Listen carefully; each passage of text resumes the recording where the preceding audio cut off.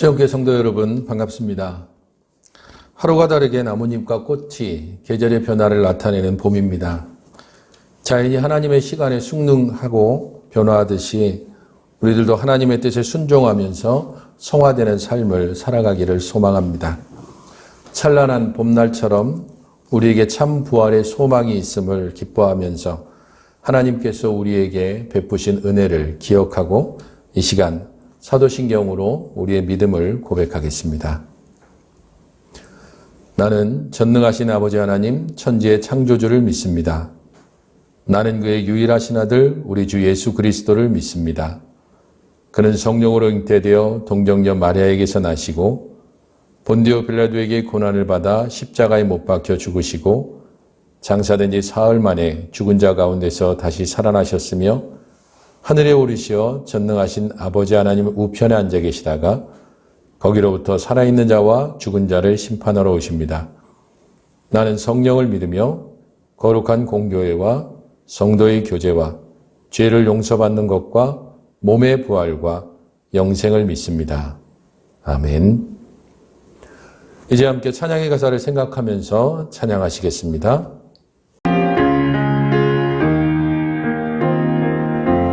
요한의 아들 시몬아, 내가 다른 사람들보다 나를 더 사랑하느냐 하고 주님이 물으셨네. 요한의 아들 시몬아, 내가 다른 사람들보다 나를 더 사랑하느냐 하고 주님이 물으셨네.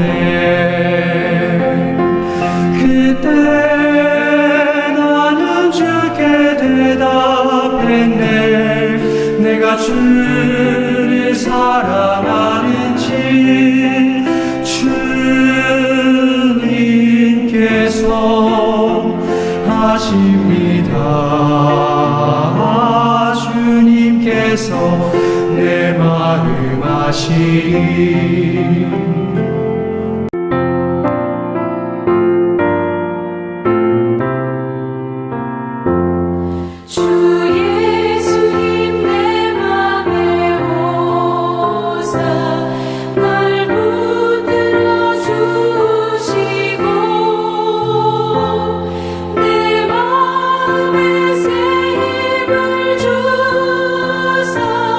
늘 기쁘게 하소서.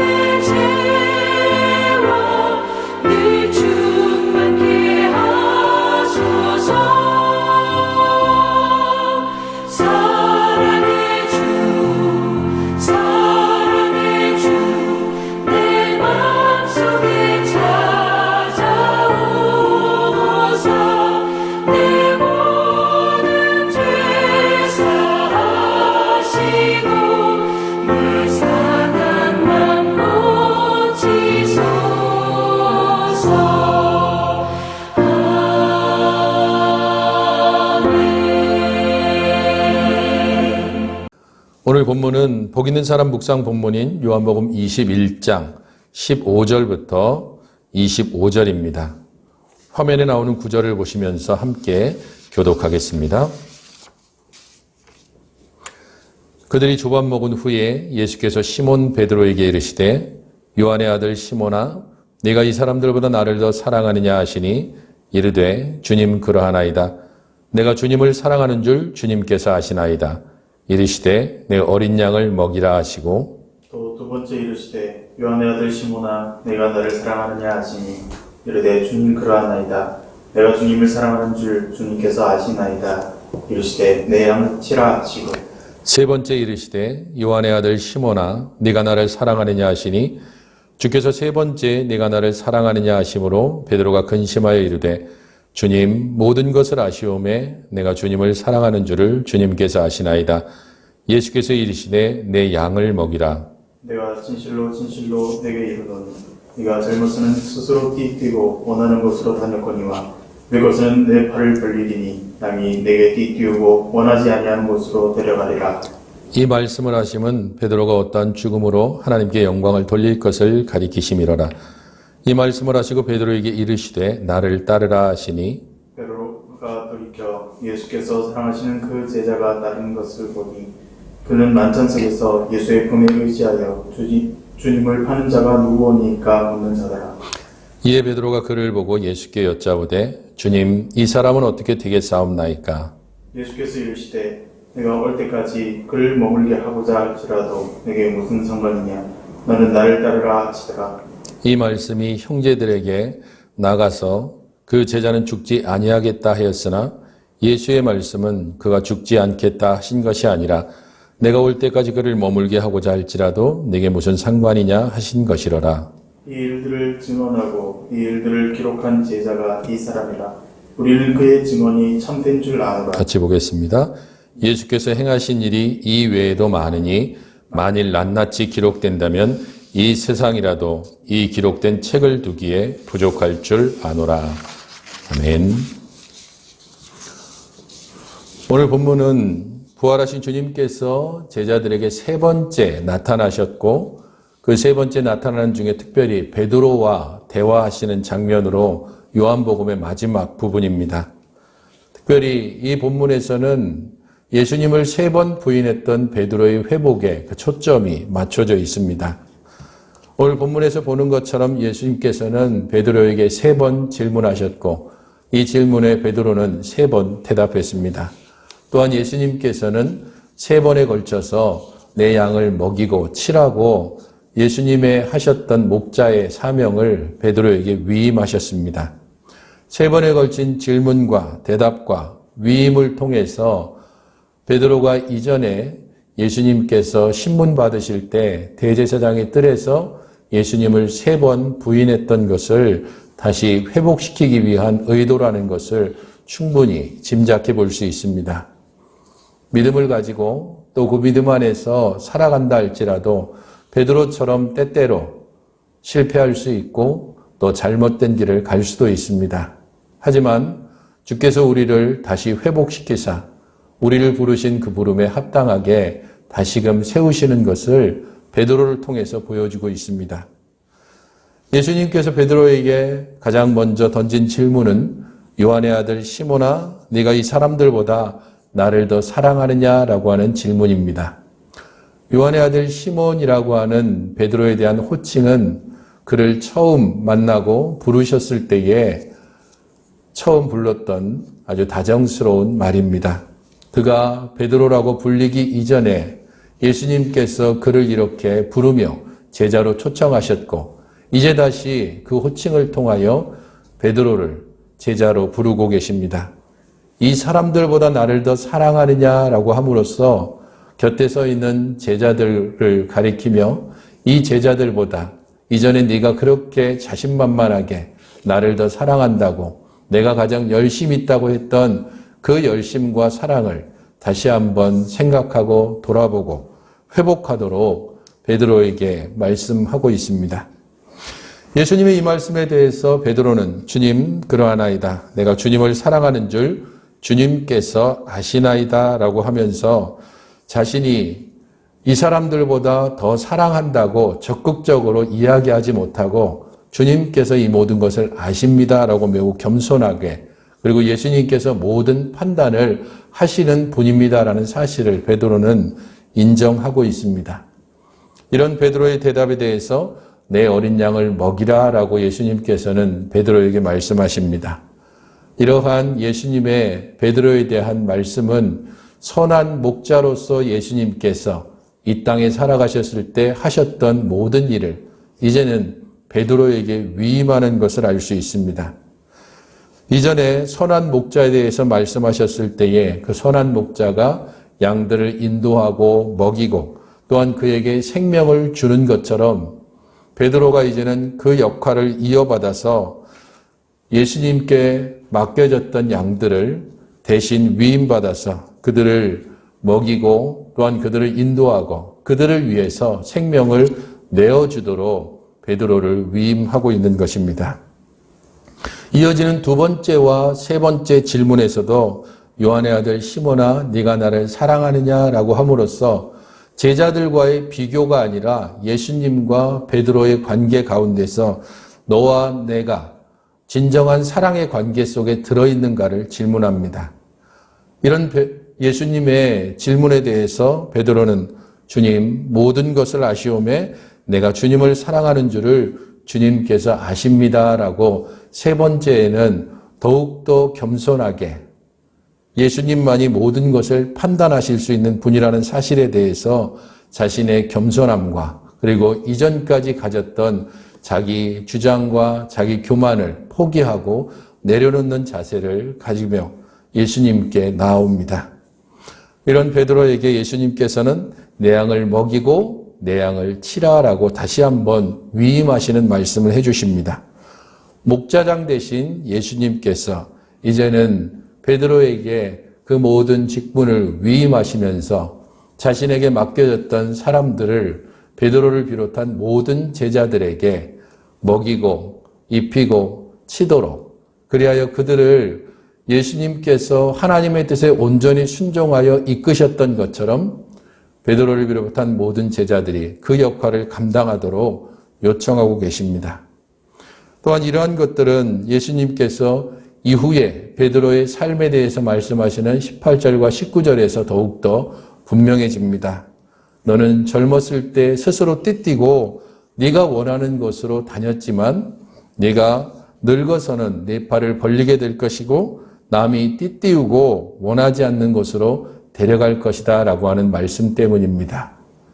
예수님께 양들을 먹이고 또한 그를 치는 목자의 직분을 위임받은 베드로는 자신이 원하는 것으로 복음의 말씀을 전하고 또한 이 목자의 사명들을 온전히 감당할 것입니다. 하지만 그가 나이가 들었을 때에 다른 이들에 의해서 예수님이 폭력적으로 희생당하여 십자가에 돌아가셨던 것처럼 베드로도 동일하게 팔을 벌리게 될 것이고 남이 그를 띠띠워서 결국에는 폭력적인 죽임을 당할 것임을 여기서 예언하고 계십니다. 모든 주의 제자들이 그러하듯이 우리 주님께서 하셨던 일들을 온전히 감당하는 것이 제자의 갈 길이고 예수님께서 당하신 고난과 고통을 제자들도 동일하게 받을 수밖에 없습니다.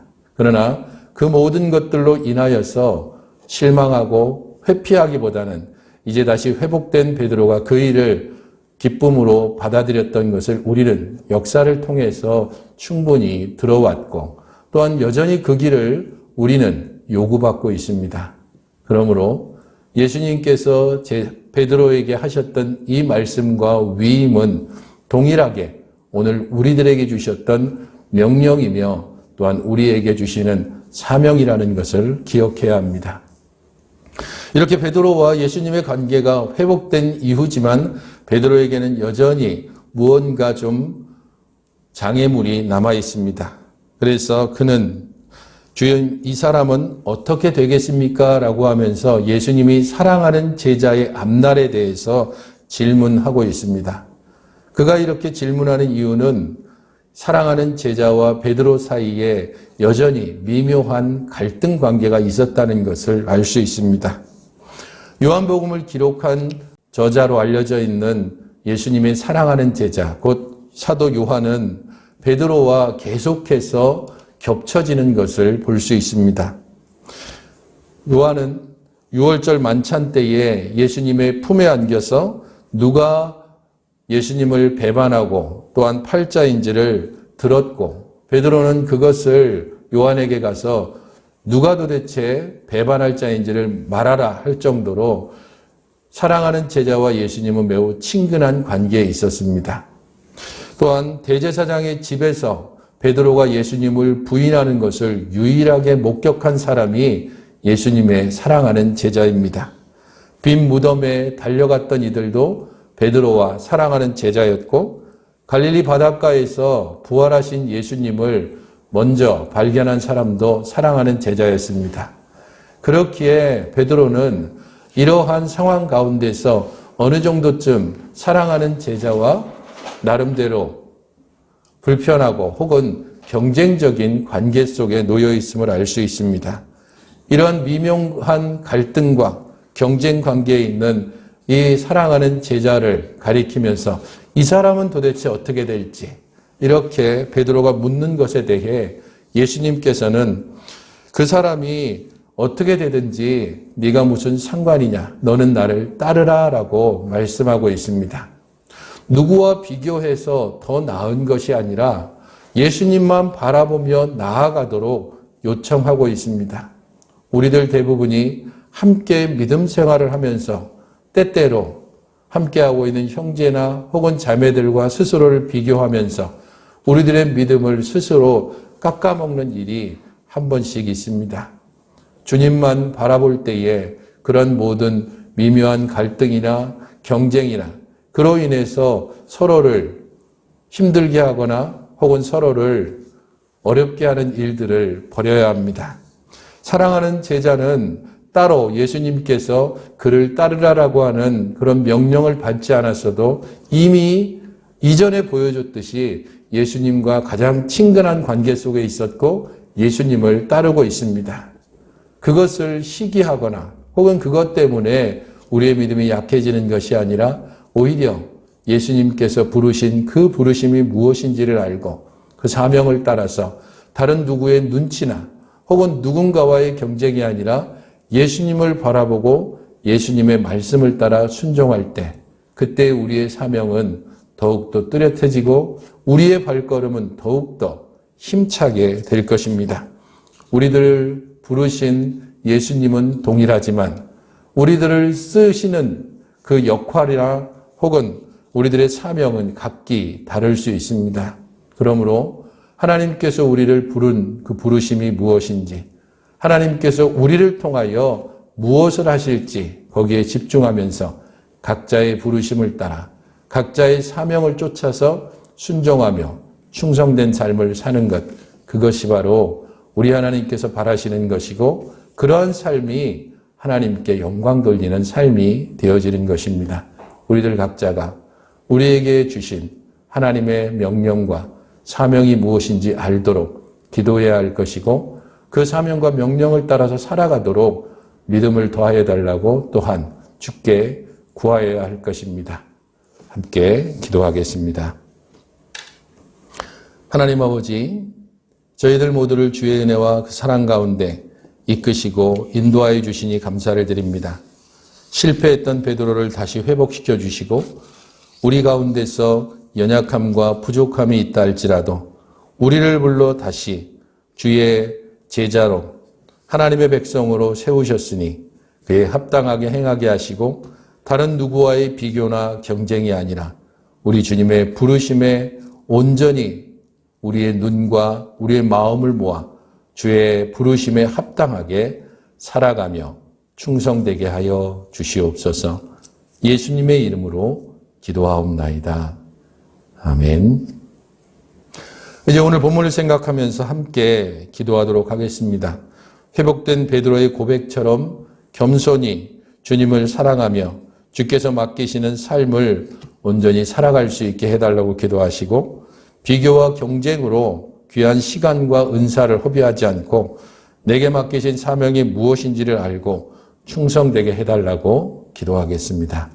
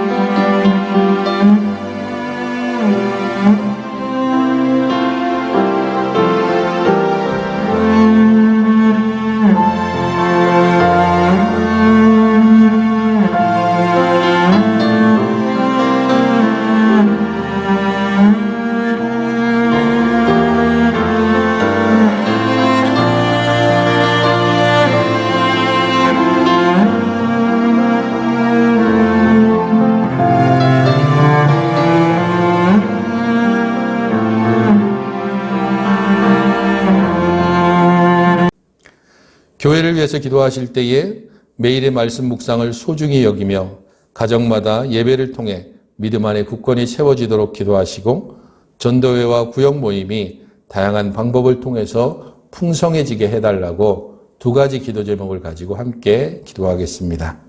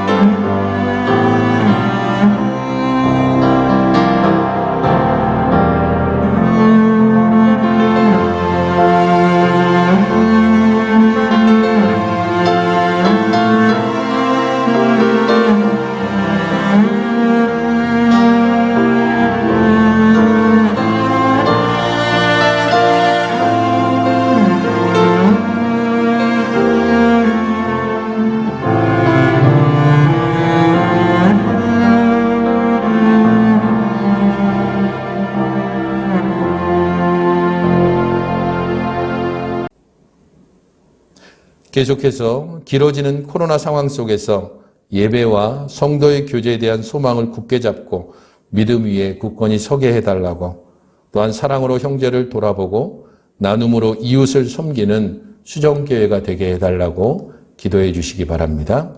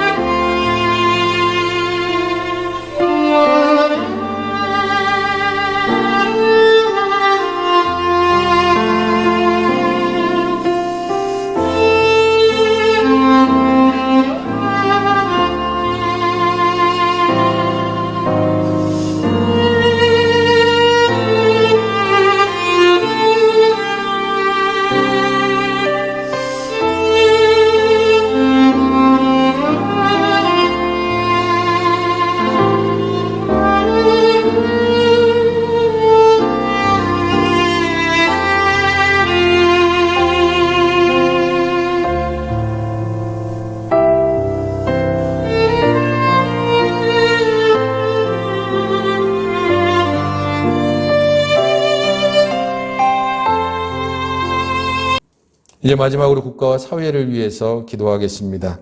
백신 접종이 순조롭게 진행돼서 한국 사회가 조속히 일상을 회복할 수 있도록 기도해 주시고, 보궐선거 결과를 여당과 야당이 겸허하게 받아들여서 정당을 위한 정치가 아니라 국민을 위한 정치를 행하게 해달라고 함께 기도하겠습니다.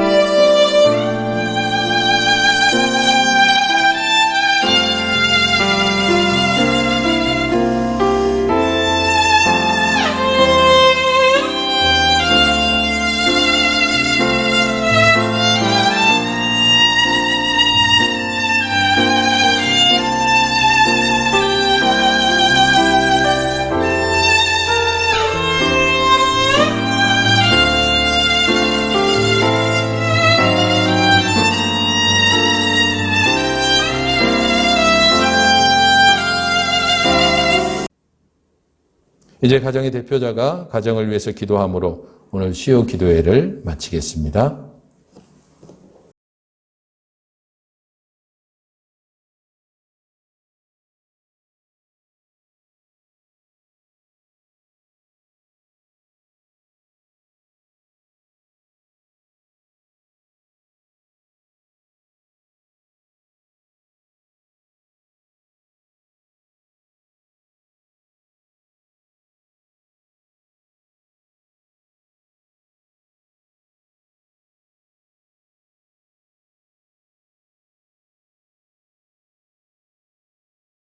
사랑합니다.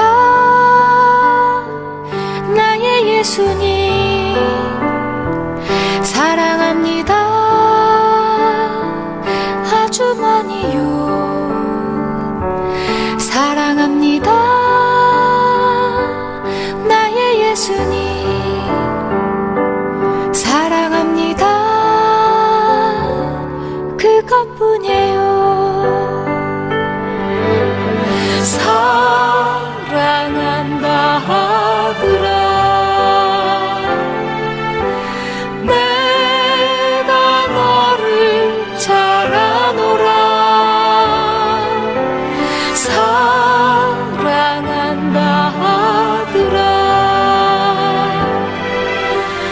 내게 축복 더하노라.